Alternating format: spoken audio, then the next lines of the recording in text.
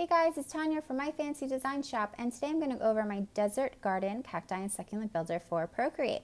The set comes with 43 stamps and brushes, and they are organized in 3 different sets. So you have all your brushes in one, then you have your line drawings for the cacti, the flowers for them, as well as the succulents, and then you have the containers, a couple terrariums and some pots. So let's just get started. Well, you know what? First, I'm going to show you some options on how to use this set. So you could do, right here, I did kind of like a nighttime landscape with just the cactus as a silhouette. I thought that would be fun. And as you can see, I added my comet and some stars those brushes are from my Life with a View set. If you're interested, it is in my shop. And I thought also this set would be great to create sticker designs. So I just used 3 stamps. This is 1, 2, and 3. And I colored them in. I added the white background. And you can just print them off and, if you have a cutting machine, to make them at home, or send them to one of the sticker websites to get them made. And this is just another fun way to use it as digital art, whether you make a printable, if you make a wallpaper for your phone, computer, pretty much anything. It's just fun. And I'm going to go over how to use the frames as well. So what I'm going to do is I have my Desert Garden color palette here that comes with the set as well. And I'm just going to go over a couple of the brushes. So I did include my glass pen. If you see, it has the rough edges. All the line drawings were created with this pen. So I wanted to include it in the set. So in case you wanted to draw in your own details, this is also great to use as an eraser so you don't lose that rough edge. And so everything would be the same. Next, let's clear that, is the painter brushes. So there's 2 different types, as well like magic ones that change color with pressure. But with all of the painter brushes, let me grab a red so it shows up a little bit easier. So this is with light pressure, and you'll see as I apply more, it's going to get darker, and as I let up, it's going to get lighter. Same thing with painter brush 2, and this is going to have a different texture. Light and then dark, light and then dark. And this is great. Another tip is to use this, especially the painter brush 2, is to kind of go in like strokes. So you want to kind of lift up your Apple pencil as you're coloring it in to kind of keep that texture, and then you can vary in pressure. Now with the magic brushes, let's see, they're going to change color as you apply pressure. So let's do a green. I'm going to increase the size so it's a little bit too big. Okay, so light pressure, and as I apply more, it's going to get darker and it's going to change color a bit. So this is the light and then the dark. Same thing with the painter brush 2. Let's see. You know what, that's a little bit, let me bring that size down a little. And you see how I apply pressure, it's going to change a little color. Now what's great, I'm going to add some more. See, now it comes stamping. And I feel like that's just like a fun texture. What you can do also is go up to the smudge tool and grab that brush. And sometimes I like to mess with the opacity. I like to bring it down a little, but if you just kind of go like this, short strokes, so you can keep the texture and you can blend in the colors a little more. If you just kind of colored in like this, you're kind of going to lose that texture inside. So I just kind of do it like this, like little light strokes to move the color around to blend it more. Same thing with the painter brush, the first one. That's a little bit more cloudy. And you just kind of want to do it like that. So that's another great way to blend in the colors. Next, we have the color stamp. This is fun as well. You mainly want to stamp on the color like this. Okay, the magic stamp does the same thing as well, and it changes color. I'm just gonna move that over there. Let me bring up that size. So you see how it's kind of changing color as I am applying more pressure. You can even use your finger if you wanted. And then with this blender, you want to use the color blender right below it as a smudge tool. And you can color it in. You can even smooth it out too. This gives a nice texture. Okay. Then you have some cactus detailers, which is great. You know how some cacti, they have the lines going down. So you can draw those in on the cactus. You can also, if you just want individual thorns, just tap and you can make them like that. Also, you have some pebbles and moss. The moss also, you just want to color it in. It's pressure sensitive. So here's light and then dark. So it's just a fun way to add some moss at the bottom of your pots. My texture stamp I'm going to show you later, as well as the pebbles.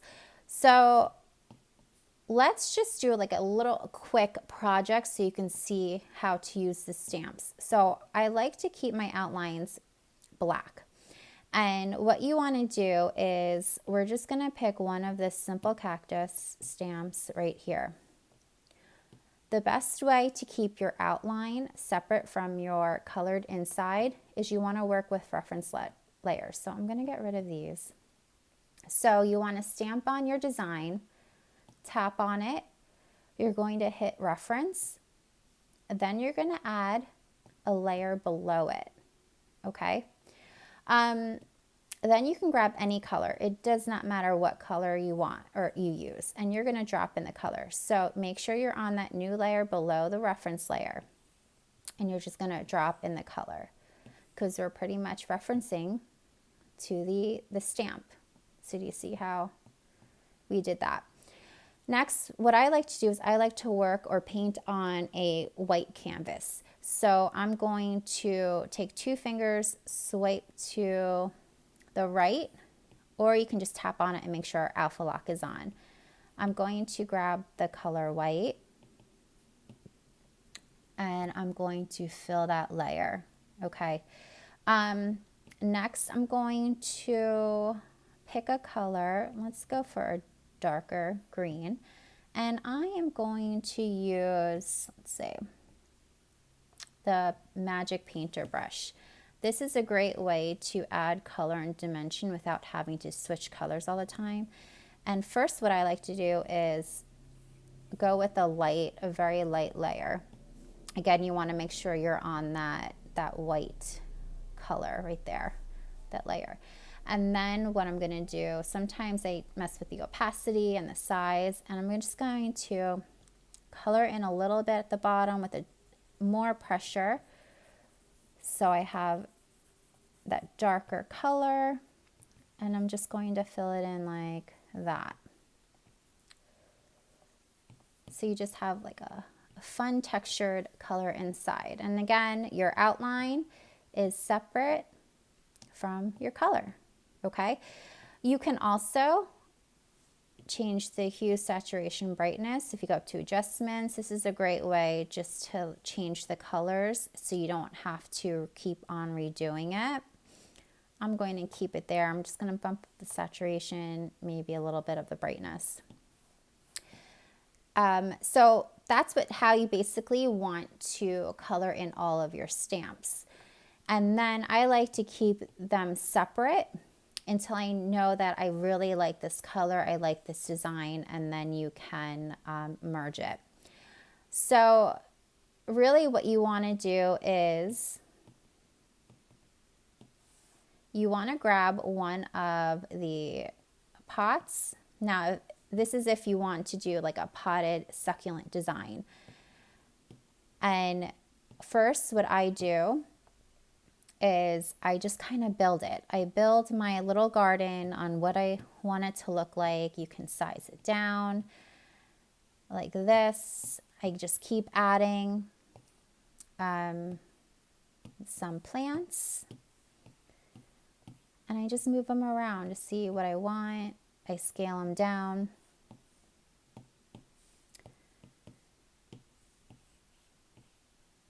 Like that. Okay, so really quick, I am just going to,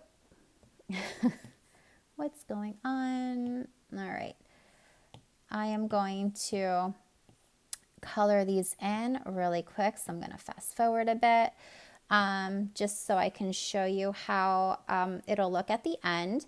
But remember what you want to do. Sometimes it's easy to turn all these layers off and work on one shape at a time. So if I want to work on my container, I will want to make sure I'm referencing it, adding a layer below it, and I'm going to drop in my color. Let me show you how to do the stones or the pebbles inside first. So I'm going to do the same reference, add the layer below.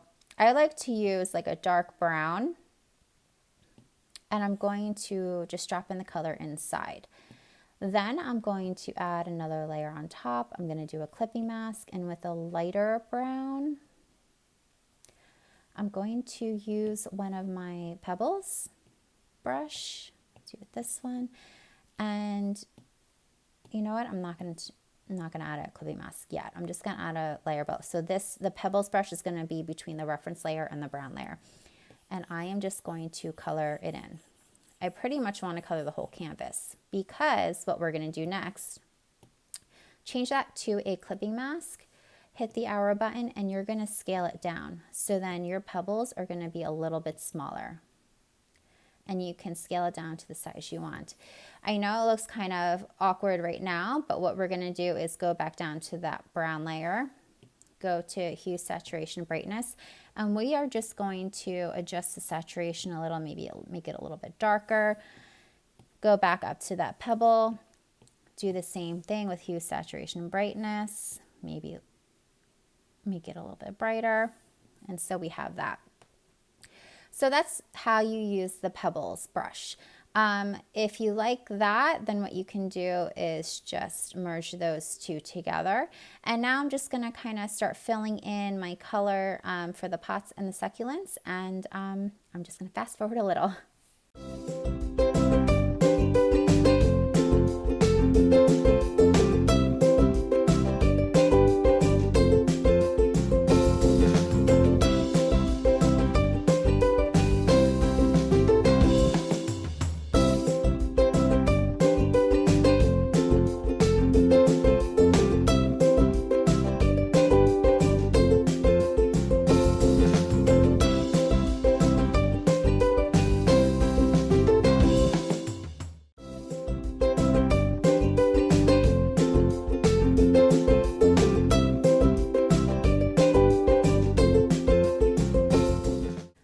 Colored in all of my stamps, I did merge the outline layer and the colored layer. That is only because I know that I'm definite on the color. I'm not really sure about the pot layers yet, so I did leave them separate. But right now what I can do is easily move them around and adjust them to how I want them in my pot. So I'm just going to kind of go like this, and what I'm going to do is just erase that overlapping area. So I'm just going to adjust them a little bit more, move them around. So it's kind of like that. And then I think I'm going to shift all of them over just a tiny bit. So right now, I do want this middle succulent to kind of go over the brim, but I want these two to look like they're actually inside. So I'm just going to go to that layer, to the big cactus there. I'm going to grab my eraser with the glass pen, and I'm just going to kind of clean up the edges.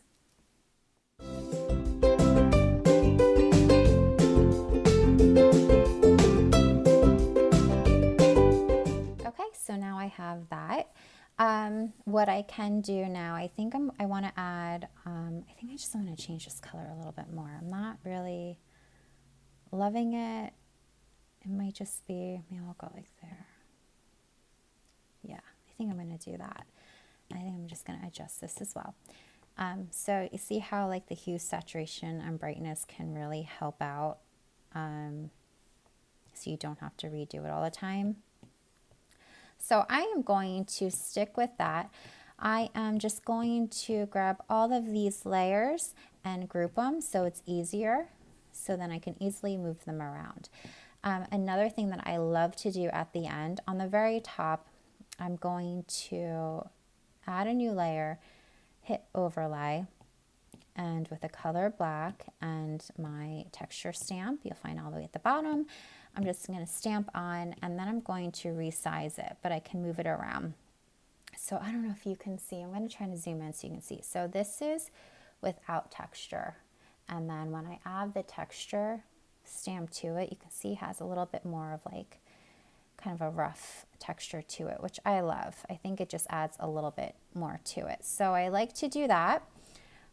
Again, that's totally optional. You can also even duplicate it if you want, so to get a little bit more. And what I like to do also is change that to a clipping mask. There we go. Just so it's right on top.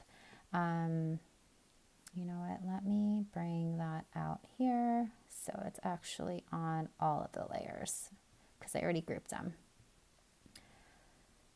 Add that to, no, I can't do that. Okay, hold on, bear with me. I am just going to merge all these together. I'm going to take the chance and I'm not going to change it again. And then we're going to add the clipping mask to that. And we're going to duplicate it. And I'm even going to bring down that opacity to the second layer a little bit more. And then I'm going to group all of them together. Okay, so we have that. Another fun way is to add paper texture and also the frame. So I'm going to import them. I'm just going to go to the actions menu and you go insert a photo. It should be in your photo gallery. I just added my watercolor paper texture. What I'm going to do is, so it covers my whole screen. You can also hit fit screen. If it doesn't go anymore, just adjust it and it should be fine. What I like to do is also change the layer setting to multiply so it pops through your art. You can even bring down the opacity if you don't like it to be that strong. Okay. Next, what I did was I imported also a frame. The frames are PNGs, meaning, let me turn all these off, it has a transparent background. So what we can now do is, if we want this to be in a frame, we can just grab these two layers. So I have my plant layer and my texture, my paper texture. And I can just scale it down a little. And so it fits nicely within the frame. With this, you can just quickly erase the sides so it fits nicely, or you can just resize this on its own. So what we can do is just rotate it a little, and we're going to have it fit right inside of the frame like that. You can even add a fun background. Let's just do maybe a beige.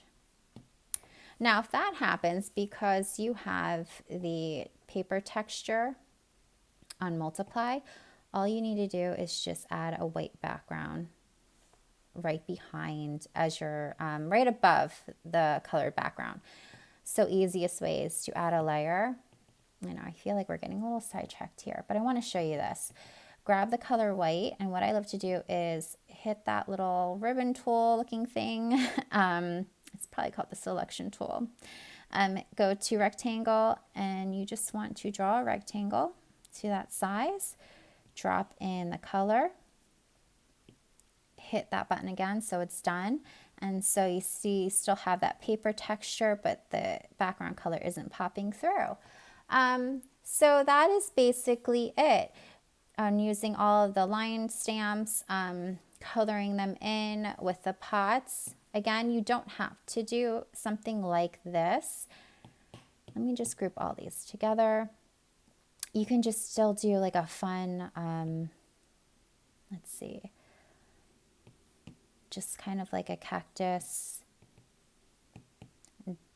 desert landscape where you can just add your different cacti here and then add a fun background to it. So yeah, that is basically it. That's my desert garden builder set. You can find these in my shops. All the links will be in the caption below. If you have any questions, feel free to reach out to me. And yeah, I would love to do another kind of create with me video on how to do maybe another succulent potted design, or even just a landscape, and even bring in my life with the view set with the mountains and stuff. So keep an eye out for that. And yeah, have a great day. Thanks, guys.